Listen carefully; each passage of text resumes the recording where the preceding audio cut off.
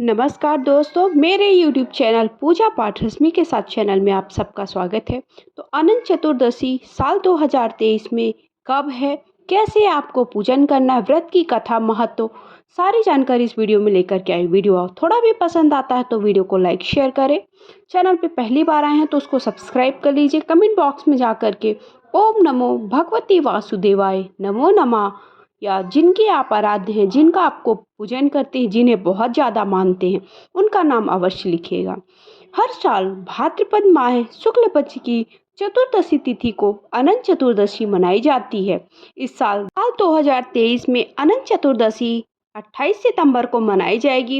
इस विशेष दिन पर माँ लक्ष्मी भगवान विष्णु का विधि विधान से पूजा अर्चना की जाती है।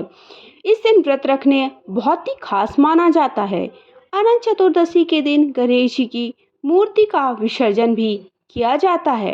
अनंत चतुर्दशी के दिन विष्णु जी की पूजा उपासना के बाद उन्हें रक्षा सूत्र बांधा जाता है।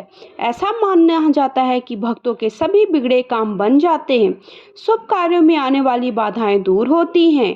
तो इस दिन आपको ये जो अनंत का धागा है, अनंत रक्षा सूत्र है, वो अवश्य बांधना चाहिए। भाद्रपद माह के शुक्ल पक्ष की चतुर्दशी की शुरुआत 27 सितंबर को रात 10:18 पर होगी और 28 सितंबर को शाम को 6:49 पर इसका समापन है। उदया तिथि के अनुसार व्रत रखा जाता है। तो उदया तिथि के अनुसार 28 सितंबर को अनंत चतुर्दशी व्रत मनाया जाएगा। इस दिन सुबह जल्दी उठें, स्नान आदि से निवृत्त होकर साफ कपड़े पहने, मंदिर को साफ सुथरा कर ले, फिर विष्णु माँ जी और माँ लक्ष्मी को प्रणाम करें, व्रत का संकल्प लें। इसके बाद घर में गंगा जल का छिड़काव करके आप सूर्य देव को जल अर्पित करें। अगर आप सुबह के वक्त पूजन कर रहे हैं तो सूर्य देव को जल अर्पित करें। अगर आप शाम के वक्त पूजन कर रहे हैं तो चंद्रदेव को जल अर्पित करें। चौकी पर लाल या पीला वस्त्र बिछाकर भगवान श्री विष्णु के नेक जो शेषनाग वाला रूप होता है, स्वरूप होता है, उसकी प्रतिमा स्थापित करें। उनका कलश रखें। कलश अवश्य रखना चाहिए, क्योंकि जब हम साल भर का कोई व्रत या पूजन करते हैं तो हमें कलश की स्थापना करनी चाहिए। परिवार में जितने सदस्य उतना ही संख्या में विष्णु जी को अनंत रक्षा सूत्र अर्पित करें और वो रक्षा सूत्र आपको अपने हाथों में बांध लेना है। माना जाता है ऐसा करने से साल भर कोई भी विघ्न, कोई भी परेशानी, कोई भी रोग कष्ट नहीं आते हैं, इसलिए वो अनंत का धागा अवश्य बांधना चाहिए। इसके बाद विष्णु जी माँ लक्ष्मी को फूल, धूप, दीप, नैवेद्य आदि समर्पित करें। जो भी भोग प्रसाद, धूप, दीप, नैवेद्य वगैरह अर्पित करते हैं, उसके बाद आपको जो भोग अर्पित करोगे उसमें तुलसी दल अवश्य रखो, क्योंकि भगवान विष्णु को जब भी कोई भोग समर्पित किया जाता है तो बिना तुलसी दल के वो आपका भोग स्वीकार नहीं करते हैं। आरती करें और अनंत चतुर्दशी की कथा अवश्य पढ़ें। अनंत चतुर्दशी की कथा सुनने के बाद सभी को प्रसाद बांट दें। पूजा के बाद पुरुषों को दाएं हाथ में और महिलाओं को बाएं हाथ में जो अनंत रक्षा सूत्र है उसे बांध लेना चाहिए। अनंत चतुर्दशी के दिन श्री हरि माँ लक्ष्मी की पूजा का विशेष महत्व होता है। मान्यता है कि लंबे समय से बीमारी से जूझ रहे लोगों को अनंत चतुर्दशी का व्रत जरूर रखना चाहिए।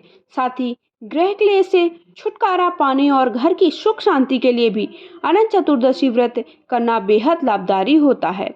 यह व्रत धन धान्य, सुख संपदा में बढ़ोतरी करता है। साथ ही साथ अनंत चतुर्दशी के दिन श्री विष्णु सहस्त्र नाम स्तोत्र का पाठ करने से शुभ फलों की प्राप्ति होती है। तो इस तरह से आपको अनंत चतुर्दशी के व्रत कैसे करना है, कब करना है, साथ ही साथ स्क्रीन पर आप सबको दिखाती जा रही हूँ कि पूजा सही तरीके से कैसे करनी है। पूजा को डेमो करके दिखा रही हूँ, तो वो भी आप सब देखते जाइए। साथ ही साथ सारी जानकारी भी देती जा रही हूँ। चतुर्दशी की कथा सुनने से पहले हाथ में थोड़ा सा पुष्प और तिल या फिर अक्षत भी ले सकते हैं, क्योंकि एकादशी नहीं है, एकादशी के दिन हमें अक्षत का प्रयोग नहीं करना है। तो कथा अधूरी मत सुनिएगा। कथा सुनने के बाद ओम नमो भगवते वासुदेवाय नमो नमः या श्री हरि का नाम अवश्य लिखिएगा। तो कथा मैं प्रारंभ करती हूँ। बोलिए विष्णु भगवान की जय। पौराणिक कथा के अनुसार प्राचीन समय में सुमंत नामक ब्राह्मण अपनी बेटी दीक्षा और सुशीला के साथ रहता। सुशीला जब विवाह योग्य हुई, उसकी मां का निधन हो गया। सुमंत ने बेटी सुशीला का विवाह कौंडिन्य ऋषि के साथ किया। कौंडिन्य ऋषि सुशीला को लेकर अपने आश्रम पर जा रहे थे। रास्ते में ही रात हो गई। एक जगह पर रुक गए। उस जगह कुछ स्त्रियां अनंत चतुर्दशी व्रत की पूजा कर रही थी। सुशीला ने भी महिलाओं से उस व्रत की महिमा जानी और उनसे 14 कांठों वाला अनंत भागा पहन लिया और कौंडिन्य ऋषि के पास गई। लेकिन कौंडिन्य ऋषि ने उस धागे को तोड़कर आग में डाल दिया।